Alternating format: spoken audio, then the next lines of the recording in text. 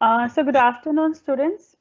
I hope आप सब बच्चे सेफ हैं, stay safe and stay healthy. So आजकल तो यही बोला जा रहा है सब जगह. चलिए बच्चे, अब हम अपनी क्लास को कंटिन्यू करते हैं. लास्ट टाइम हम लोगों ने यूनिट 4 कंप्लीट किया था. यूनिट 4 देखिए, जो बच्चे फर्स्ट टाइम आए हैं या जिन्होंने सारी क्लासेस अटेंड नहीं कर पाए हैं, मैं बार बार सिलेबस भी शेयर करती हूँ हर क्लास में, ताकि जो बच्चे due to any reasons previous classes attend नहीं कर पा रहे हैं, उनको सिलेबस का भी सारी इंफॉर्मेशन रहे, प्लस नोट्स कहाँ से अवेलेबल हैं, बुक्स कौन से रेफर करनी है, मैं बार बार अपने लेक्चर्स में आपको बताती रहूंगी. Don't be worry for that. Fine. Now last time हमारे पास 5 यूनिट हैं बच्चे इस सब्जेक्ट के अंदर, cyber crime and cyber law. ये हमारा सब्जेक्ट है और इसमें 5 यूनिट हैं, जिनमें से 4 यूनिट्स हम लोग कंप्लीट कर चुके हैं. नाउ आज हम स्टार्ट कर रहे हैं लास्ट यूनिट, 5th यूनिट. ये यूनिट थोड़ा सा लेंथी होगा, तो मुझे इसमें 2 से 3 क्लासेस चाहिए होंगी, प्लस 2 प्रेजेंटेशंस होंगी. और जो भी इसके डाउट्स हो बच्चे आप मुझे बता सकते हैं. आपका जो लास्ट ईयर का क्वेश्चन पेपर था, बिकॉज आप लोग CBCS मोड में SOL में फर्स्ट टाइम है, सो SOL का तो एज सच पेपर नहीं अवेलेबल होगा.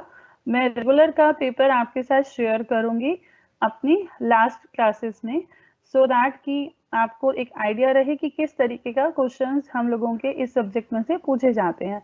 सो आई होप कि आपको वो हेल्पफुल रहेगा. अगर आपको उसके अलावा कोई भी डाउट रहेगा या कुछ भी पूछना होगा, so don't be worry for that बच्चे. एक ग्रुप बनाया हुआ है, आई होप मैं उसमें शायद अभी ऐड नहीं हूँ, मैं ऐड हो जाऊंगी उसमें. एक बार जिस बच्चे ने भी ग्रुप बनाया था, प्लीज वो लिंक दोबारा से फॉरवर्ड कर दीजिएगा, नहीं तो मैं अपना नंबर आपको दूंगी, प्लीज आप उस नंबर पे करिएगा, सो दैट किसी भी बच्चे को कोई भी डाउट रहेगा तो वो मेरे साथ उस डाउट को मेरे से क्लियर कर सकता है regarding this subject, cyber crime cyber law. ठीक है, सो स्टार्ट करते हैं यूनिट 5, रेगुलेटरी फ्रेमवर्क. देखिए बच्चे, नाम है यूनिट का रेगुलेटरी फ्रेमवर्क. क्या है इसका मीनिंग? रेगुलेटरी मतलब क्या? सो बेसिकली हम लोग पढ़ रहे हैं cyber crime cyber law. That means वो क्राइम जो कन्वेंशनल क्राइम, कन्वेंशनल समझते हैं ना बच्चे, जैसे कि चोरी है या किसी को कोई भी फ्रॉड है, वो अगर आप ऑनलाइन तरीके से नहीं कर रहे हैं, नॉर्मल तरीके से कर रहे हैं, चोरी कर रहे हैं, तो वो आपका कन्वेंशनल क्राइम्स होते हैं, जो पहले हुआ करते, अभी भी होते हैं. तो आज के टाइम में ऑनलाइन या साइबर क्राइम का बहुत ज़्यादा बढ़ गया है, क्योंकि अब आजकल क्या होता है, आप घर बैठे बैठे ही अपने सिस्टम से कोई भी मतलब इंफॉर्मेशन, अगर आप पेमेंट कर रहे हैं या आप कोई अपना डेबिट कार्ड यूज़ कर रहे हैं, पैसे ट्रांसफ़र कर रहे हैं, कोई आप अपना ईमेल भेज रहे हैं, कोई सीक्रेट इंफॉर्मेशन आपके बिजनेस की, तो वो कोई ना कोई आपका जो क्रिमिनल्स होते हैं, इस तरीके का जो माइंड रखते हैं, क्रिमिनल माइंड रखते हैं, वो लोग उसको मिसयूज़ कर लेते हैं. जैसे आपने सुना होगा कि अकाउंट में से पैसे निकल गए हैं या डेबिट कार्ड का मिसयूज हो गया है. ऐसे जो क्राइम होते हैं जिसमें हम इंटरनेट या जो टेक्नोलॉजी है उसका यूज करते हैं, उसको बोला जाता है साइबर क्राइम. तो साइबर क्राइम को रोकने के लिए, साइबर क्राइम को, साइबर क्रिमिनल्स को पनिश करने के लिए बहुत सारे रूल्स रेगुलेशन बनाए जा रहे हैं, बनाए गए हैं अभी तक. तो वो कौन बनाता है बच्चे? अगर आपके साथ कोई इस तरीके का मिस हैपनिंग हो जाती है, किसी तरीके का साइबर क्राइम आपके साथ हो जाता है, कोई फ्रॉड हो जाता है, कोई आपका पेमेंट, कोई आपकी इंफॉर्मेशन, कोई आपका डॉक्यूमेंट, जो जो लोग बिजनेस में होते हैं या जिनका ऑनलाइन ट्रांजेक्शन्स होती हैं, उनका साथ अगर कोई भी इस तरीके का मिस हैपनिंग हो जाता है, सो कहाँ उनको कंप्लेंट करनी चाहिए, किस तरीके से उनको अपने डॉक्यूमेंट्स को सिक्योर करना चाहिए, अपने आप को सिक्योर रखना चाहिए from these type of cyber crime cyber criminals. तो कौन ये रूल्स एंड रेगुलेशन बना रहा है, कौन पॉलिसीज बना रहा है, किसको कंप्लेन करना है, किस तरीके से प्रोसेस होगा, ये हमारे इस यूनिट में हमें पता लगेगा. ये हमारा इस यूनिट में टॉपिक रहेगा. सो चलिए स्टार्ट करते हैं. ये देखिए बच्चे, बेसिकली इस प्रेजेंटेशन में मैं जो टॉपिक कवर करने वाली हूँ वो है regulatory framework regulations of certifying authority. अभी आप बच्चों को शायद सर्टिफाइंग अथॉरिटी का मीनिंग समझ नहीं आएगा, आपको लगेगा ये सर्टिफाइंग अथॉरिटी क्या है, ये मैं आगे आपको समझाऊंगी। हालांकि मैंने कुछ प्रीवियस यूनिट्स में सर्टिफाइंग अथॉरिटी की डेफिनेशन शेयर की थी अपने प्रेजेंटेशन में। So regulatory framework regulations of certifying authority, जिसके अंडर में हम कवर करेंगे appointment and functions of controller. जो इनका हेड होता है उसके किस तरह से अपॉइंटमेंट होती है, क्या फंक्शंस हैं, किस तरह से वो अपना रोल प्ले करते हैं, क्या क्या उनके हाथ में पावर्स होती हैं। देन जो डिजिटल सिग्नेचर हम बहुत बार यूज कर रहे हैं अपनी कंटेंट के अंदर, साइबर क्राइम साइबर लॉ में डिजिटल सिग्नेचर्स बहुत इंपॉर्टेंट रोल प्ले करते हैं। सो डिजिटल सिग्नेचर सर्टिफिकेट जो रहता है उसको जो इशू करते हैं उनको कौन लाइसेंस देता है, मतलब सर्टिफिकेट। देखिए मेरे को अगर अथॉरिटी दी गई है कि मैं सर्टिफिकेट दे सकती हूँ, किसी को भी सर्टिफिकेट दे सकती हूँ टू माय स्टूडेंट्स जो मेरे से पढ़ रहे हैं, तो मेरे को ये अथॉरिटी किसी ने तो दी होगी। किसने दी होगी? ऑब्वियसली डीओ ने दी अगर है तो वो लाइसेंस मुझे मिला होगा। तो वो एक कॉन्सेप्ट हम लोग यहाँ पढ़ने वाले हैं। देन ये जो लाइसेंस होता है इसका रिन्यूअल कैसे होगा, कंट्रोलर की पावर मैंने अभी बताया कि हम डिस्कस करेंगे। सर्टिफाइंग अथॉरिटी जो होता है वो कौन सा प्रोसीजर फॉलो करते हैं, issue suspension revocation of digital signature certificate. अगर किसी का डिजिटल सिग्नेचर सर्टिफिकेट आपको सस्पेंड करना है या आपको उनसे वापस लेना है, रिवोक करना है, तो आप किस तरीके से करेंगे। देन सब्सक्राइबर कौन होगा। देखिए बहुत नए वर्ड्स हैं बच्चे आपके लिए, आप बहुत सारे बच्चे हैं जो फेमिलियर नहीं होंगे इन टर्म से। Subscriber, certifying authorities, digital signature certificate, appellate tribunal, offences, ठीक है, बहुत सारी नई टर्म्स आपको यहाँ दिख रही हैं। सो आप बिल्कुल परेशान मत होइए बच्चे, अगर आपको डाउट लगे तो आप एक काम ये मैं अभी हालांकि आपको ये सब टॉपिक कवर कर रही हूँ, बट अगर आपको फिर भी कोई प्रॉब्लम हो, डाउट लगे, आप क्वेश्चन आंसर बॉक्स में मेरे साथ शेयर करिए, अपना पोस्ट डालिए, मैं नोट कर रही हूँ बच्चे। मैं अपनी लास्ट क्लासेस में, देखिए आपको लग रहा होगा कुछ बच्चों को कि हमने मैम से पूछा बट मैम ने शायद वो टॉपिक हमें दोबारा नहीं समझाया।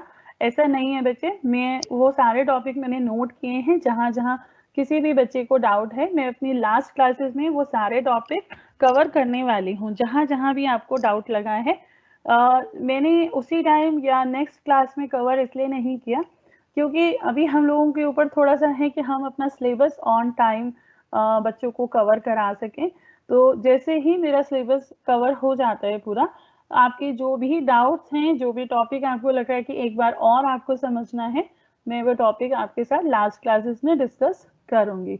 सो आप अपना डाउट पोस्ट कर दीजिएगा, मैं फॉर श्योर नेक्स्ट आने वाली क्लासेस में वो डाउट को क्लियर करूंगी, ठीक है। सो चलिए शुरू करते हैं। सबसे पहला वर्ड ही आता है अथॉरिटीज। क्या है अथॉरिटीज? सर्टिफाइंग अथॉरिटीज अभी हमने देखा बच्चे, मैंने आपके साथ बताया कि सर्टिफाइंग अथॉरिटीज हैं।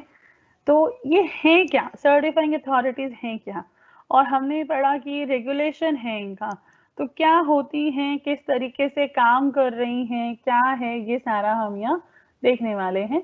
The success of sending end verifying secure digitally signed electronic message. देखिए एक ही लाइन है बट बहुत ध्यान से समझना होगा। Success of sending end verifying secure digitally signed electronic message is contingent upon the presence of a robust infrastructure known as public key infrastructure। देखिए बच्चे, जो डिजिटली साइंड इलेक्ट्रॉनिक मैसेज है, जब हम इलेक्ट्रॉनिक मैसेज या इलेक्ट्रॉनिक डॉक्यूमेंट सेंड कर रहे हैं, रिसीव कर रहे हैं, तो कैसे पता लग रहा है कि वो सिक्योर जो हम हैं वो प्रॉपरली सिक्योर है, प्रॉपरली अथेंटिकेट है, जिस अथॉरिटी से वो आना चाहिए, जिस अथॉरिटी का साइन होना चाहिए वो है।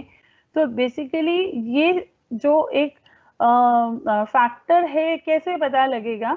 सो ये पता लगता है on the presence of a robust infrastructure which is known as public key infrastructure, public key, PKI, ठीक है। सो बेसिकली PKI है क्या बच्चे? पब्लिक की इंफ्रास्ट्रक्चर में बेसिकली आपके पास सर्टिफाइंग अथॉरिटीज होती हैं जो आपको मेथड्स बताती हैं how to issue, how to publish, how to store, how to revoke digital signature certificate, and also they are मतलब they are telling you about the different certifying authorities. So आप कह सकते हैं कि ये एक ऐसा इंफ्रास्ट्रक्चर है, एक ऐसा पूरा एक सिस्टम है जिसमें बहुत सारी चीज़ों को हम इंक्लूड करते हैं सो दैट हम अपने ऑनलाइन डिजिटल या इस ई जो सर्टिफिकेट्स हैं या ई डॉक्यूमेंट्स हैं, ई मैसेजेस हैं, इलेक्ट्रॉनिक मैसेजेस, उनको हम सेफ रख सकें। सो PKI, public key infrastructure, this is very important here, समझना इसको बहुत जरूरी है।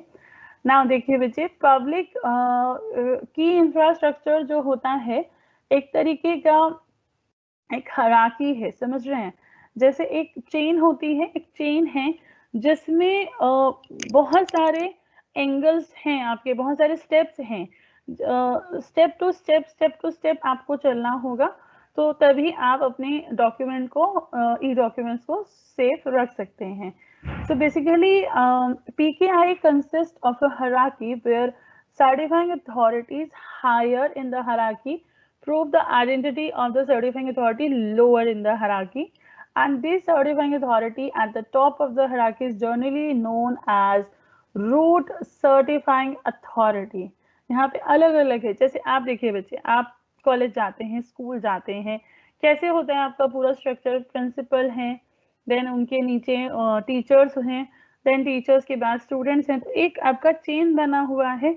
इसी तरीके से हम लोगों का यहाँ पर जो ये सिस्टम है, जो एक्चुअली में digital certificate, sorry digital document को, ई डॉक्यूमेंट को, ई मैसेज को सेफ रखने का काम कर रहा है, सिक्योर रखने का काम कर रहा है, तो उस में प्रॉपर एक चेन है, एक इंफ्रास्ट्रक्चर है जो ये पूरा काम कर रहा है। सो नाउ नेक्स्ट हमारा यहाँ टॉपिक है, नेक्स्ट कंटिन्यूशन में है डिजिटल सर्टिफिकेट।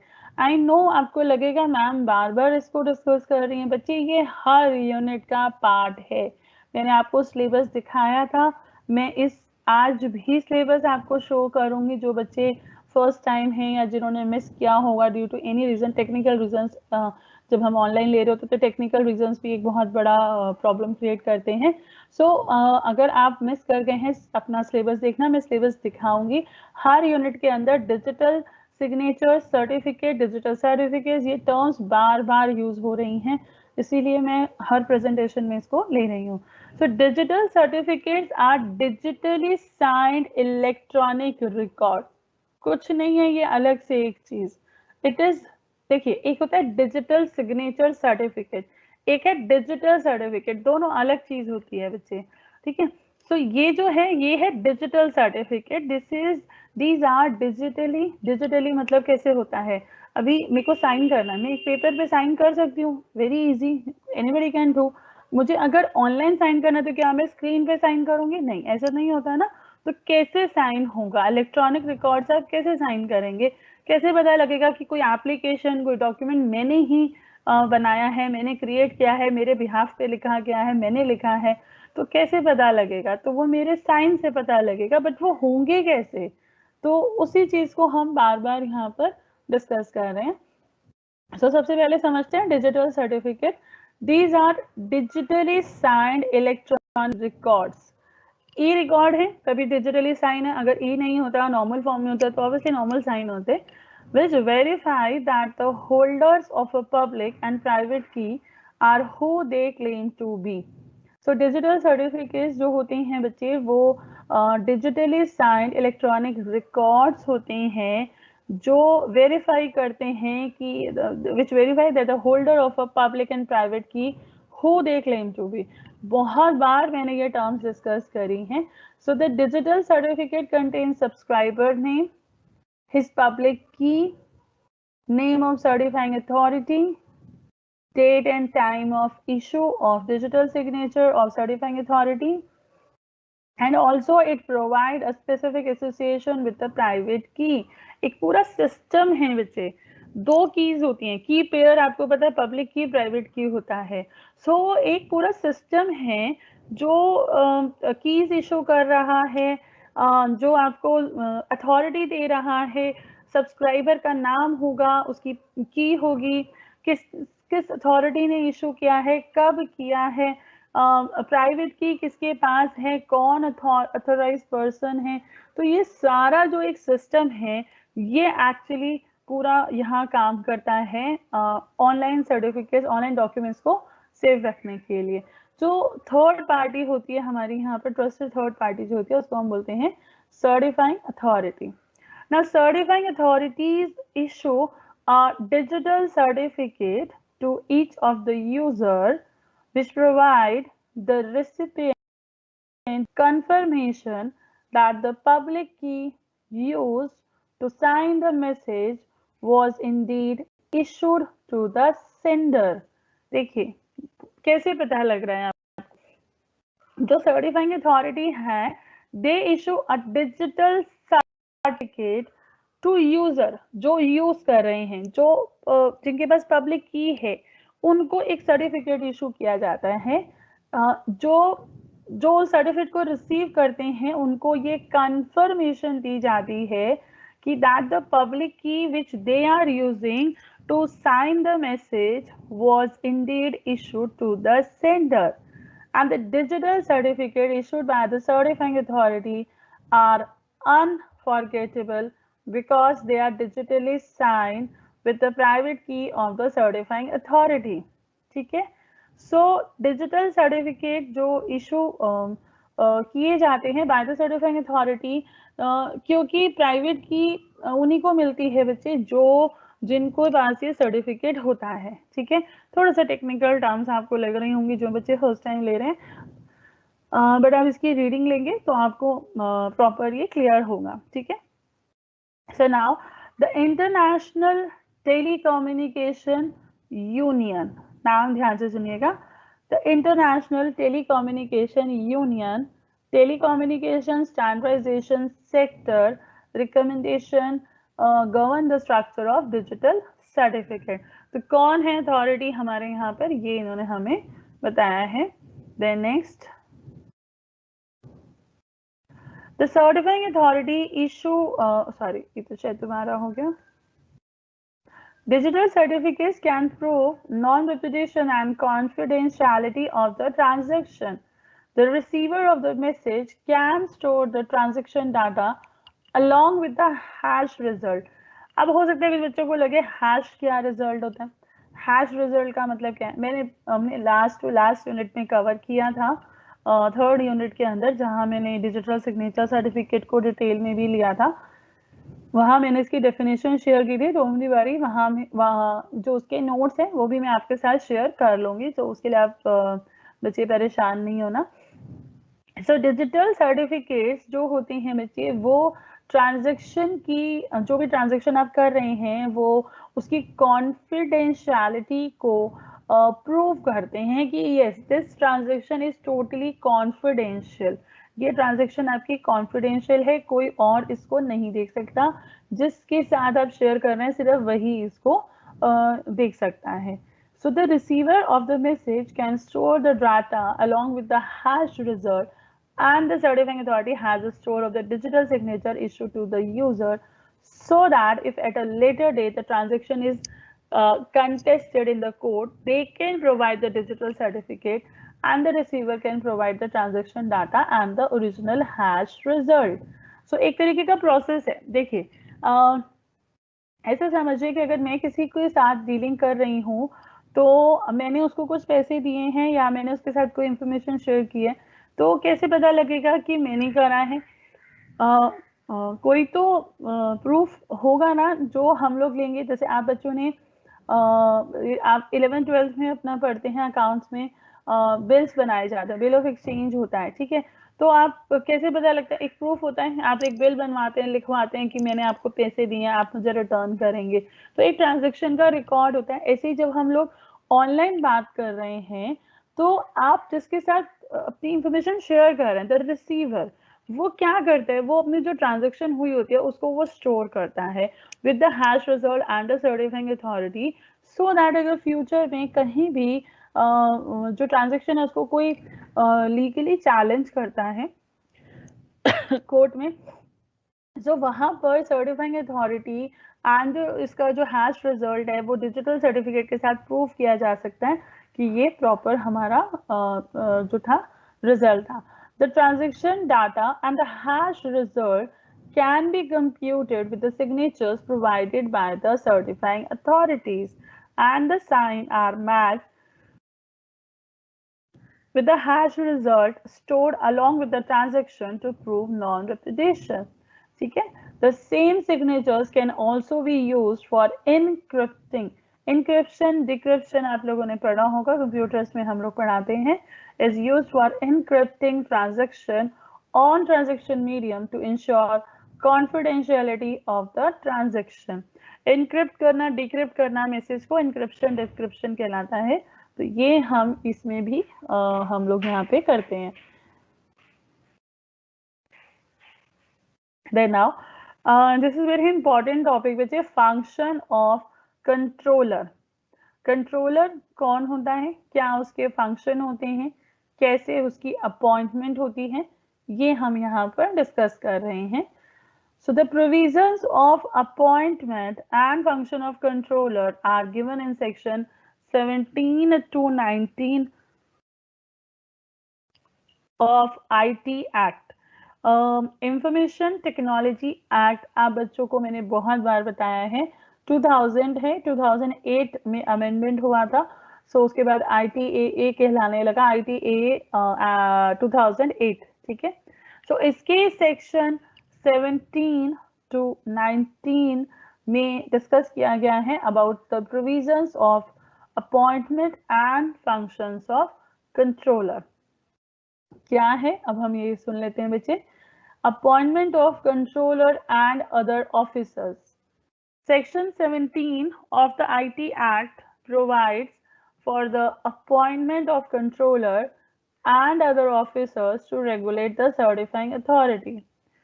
सेक्शन 17 to 19 मैंने आपको बताया कि हमारा डील कर रहा है with the provisions of appointment and function of controller.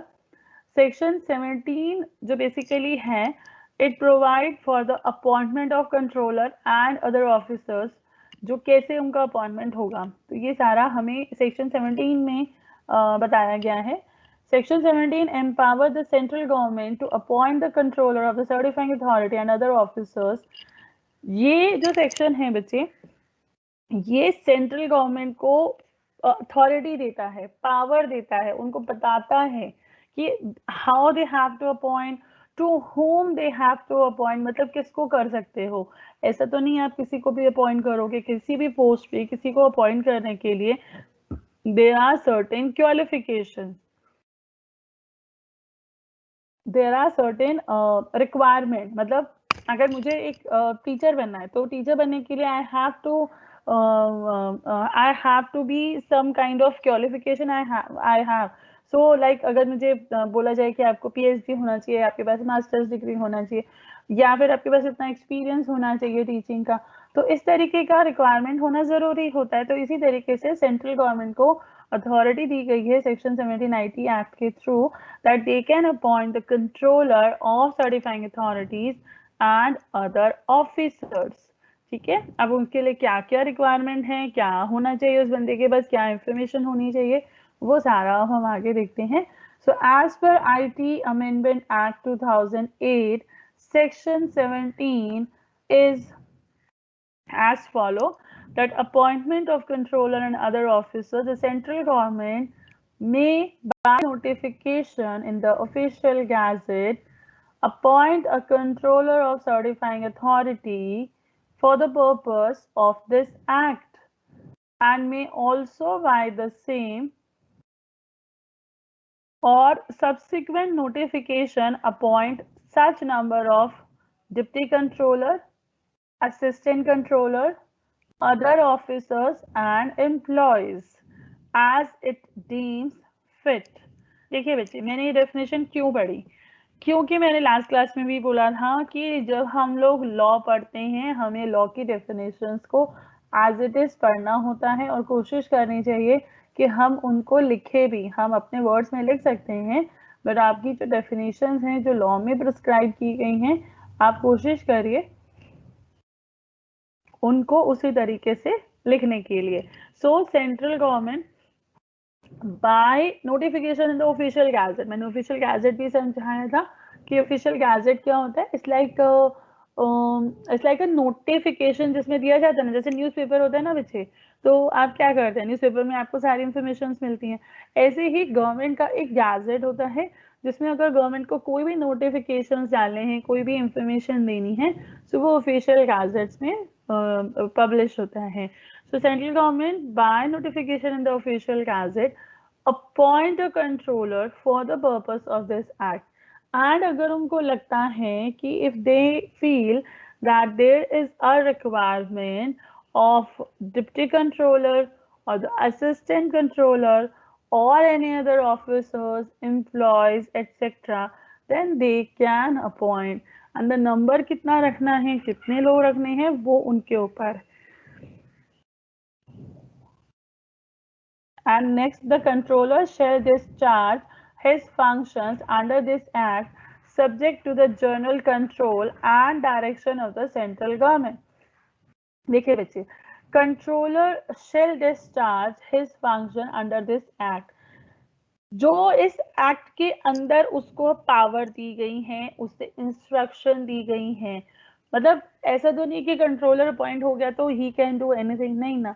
तो पावर डिफाइन की गई है, फंक्शंस डिफाइन किए गए हैं, उनकी एक लिमिट डिफाइन की गई है इस एक्ट में by the direction of the central government.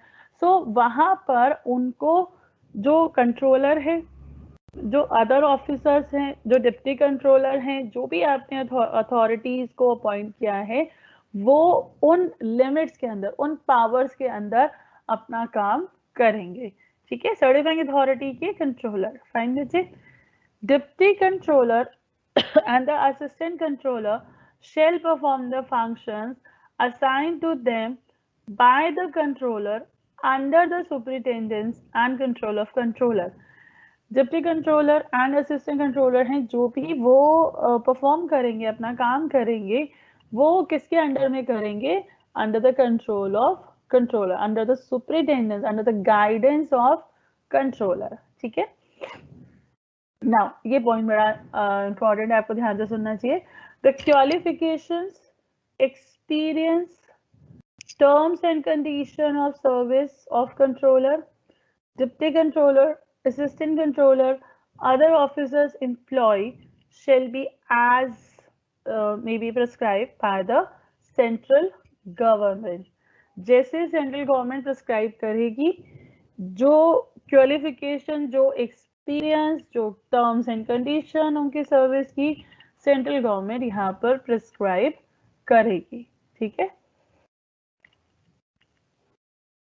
I think ये क्लियर है बच्चे. देखिए ऑब्वियसली यहाँ पर ऐसा नहीं कि सेंट्रल गवर्नमेंट का मन आएगा तो वो किसी को भी अपॉइंट करेंगे, ऐसा नहीं होता. There are certain already written होता है कि आप इन लोगों को अपॉइंट कर सकते हैं, इतना टर्म रहेगा, इतना इनका पावर रहेगा, बट वो सारा सेंट्रल गवर्नमेंट के हाथ में है.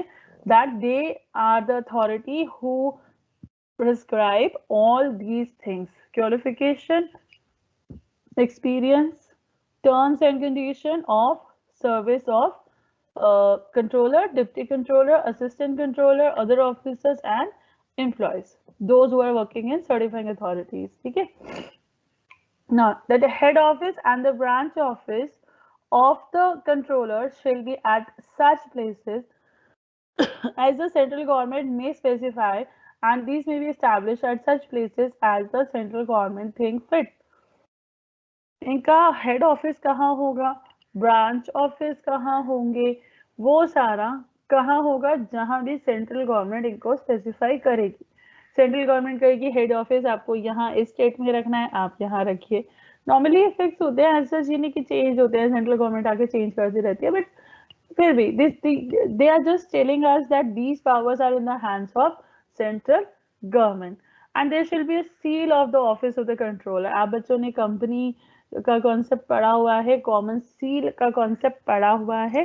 तो कॉमन सील जैसे होता है ना, वैसे ही seal of the office of controller. So I hope आप बच्चों को ये समझ आ रहा होगा, इंटरेस्टिंग भी लग रहा होगा। Now functions of controller, section 18, देखिए 17 टू 19 बोला था, 17 में हम लोगों ने अपॉइंटमेंट का सारे बात समझ ली। अब 18 की बात आती है, सेक्शन 18। सेक्शन लिखना जरूरी होता है, कोशिश करिए ज्यादा से ज्यादा सेक्शन लिखिए, गलत मत लिखिएगा। अगर गलत लिखेंगे तो फिर तो मार्क्स बेटा उल्टा होगा ना, नेगेटिव हो जाएंगे। तो प्लीज गलत मत लिखिएगा, नहीं आता तो चलो ठीक है, एक टाइम मत लिखना, बट मेरा यही है कि प्लीज लॉ के अंदर सेक्शन जरूर लिखिए। सेक्शन लिखना बहुत ज़रूरी रहता है। तो जितना ज़्यादा सेक्शंस आप लिख पाएंगे उतना अच्छा आपका आंसर दिखेगा, उतना ही अच्छा आपका स्कोर होगा। ठीक है, so section 18 of the IT act lays down the functions which the controller may perform in respect of activities of certifying authority.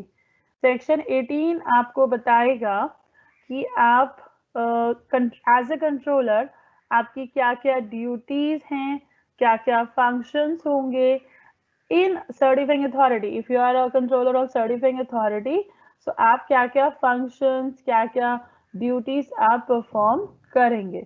सो इसमें देखते हैं कौन कौन से हैं बच्चे। सबसे पहला, exercising supervision over the activities of certifying authority.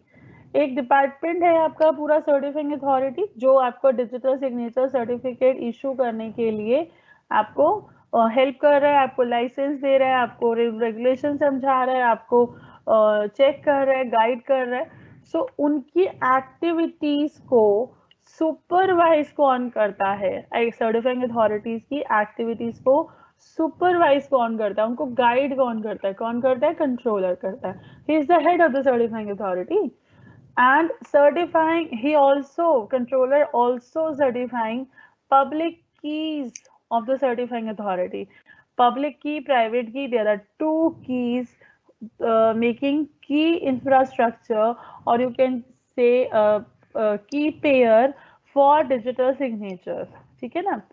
And तो ये पब्लिक की सर्टिफाई करते हैं कि हाँ ये इनकी है, ये इनके पास ही होनी चाहिए, he is the authorise person, he is the right person who can hold this public key. ठीक है ना। Next, laying down the standards to be maintain by the certifying authority. हर एक जो भी अथॉरिटीज हैं या जो भी डिपार्टमेंट है, they have to maintain certain standard. ऐसा नहीं कि कोई भी आएगा, आप किसी को भी डिजिटल सिग्नेचर सर्टिफिकेट इशू कर रहे हैं, कोई आप एक स्टैंडर्ड नहीं मेंटेन करके रख रहे हैं, किसको देना है किसको नहीं देना है। सो वो चेक करना भी किसका काम है, कंट्रोलर का। and also specifying the qualification and experience which employees of the certifying authority should possess, because he is the main head of the certifying authority. So he is going to specify, he is going to tell you कि क्या qualification, क्या experience मुझे चाहिए अगर किसी को certifying authority के अंदर काम करना है तो। and he is also specifying the condition subject to which the certifying authority shall conduct their business. and also मतलब जो सर्टिफाइंग अथॉरिटी है वो क्या और चीज बताएगी, बेसिकली कंडीशंस बताएगी। बच्चे देखो, मुझे काम करना है, मुझे बिजनेस करना है, ठीक है, तो मुझे कुछ अपनी कंडीशन मेरी होंगी कि हाँ मैं तो क्रेडिट पे काम नहीं करूंगी, मेरे को कैश में पेमेंट चाहिए होगा। इस तरीके से आप अपने बिजनेस में कुछ कंडीशन सेट करते हैं। तो जो कंट्रोलर है वो भी सर्टिफाइंग अथॉरिटी के लिए कुछ कंडीशंस को स्पेसिफाई करेगा दैट सर्टिफाइंग अथॉरिटी किनको देगी सर्टिफिकेट डिजिटल सिग्नेचर का, किनको नहीं देगी, और क्या उसके स्टैंडर्ड्स होंगे, तो वो सारी चीजें कौन करेगा? कंट्रोलर देखेगा. And also controller specifying the content of return, printed or visual material and advertisements that may be distributed or used in respect of an electronic signature certificate and public key, issuing the public key. जो आपका controller है वो ये भी बताएगा, जैसे suppose करिए बच्चे, मैं बिजनेस, मैंने कहा ना मैं चला रही हूँ, तो मैं अपनी एडवर्टाइजमेंट करूंगी तो मेरे को रहता है कि हाँ मैं बताऊंगी एडवर्टाइजमेंट में क्या लिखना चाहिए, क्या नहीं होना चाहिए. तो इसी तरीके से जब